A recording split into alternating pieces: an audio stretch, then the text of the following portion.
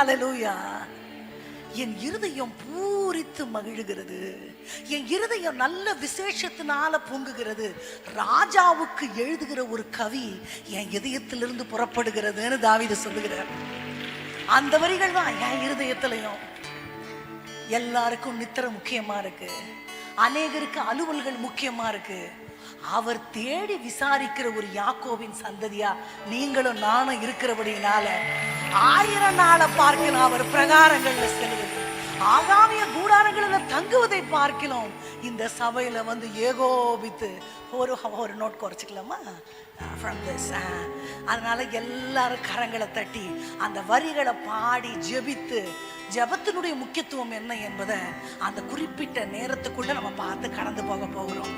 பக்கத்துல இருக்கிறவங்க கரங்களை பிடிச்சி சொல்லுங்க, நீங்க வந்தது ஆண்டவருடைய சித்தம். இந்த நாள் நீங்க வந்து ஆக்சிடென்டா வரல. It is the purpose, plan, perfect plan of God. ஆண்டவர் தான் உங்களை கொண்டு வந்திருக்கிறார். சொல்லலாமா? துதித்து துதித்து மகிழ்ந்திருப்போம், துயரம் அனைத்தும் மறந்திருப்போம். துதித்து துதித்து எல்லாருமாய் துயரம் அனைத்தும் மறந்திருப்போம்.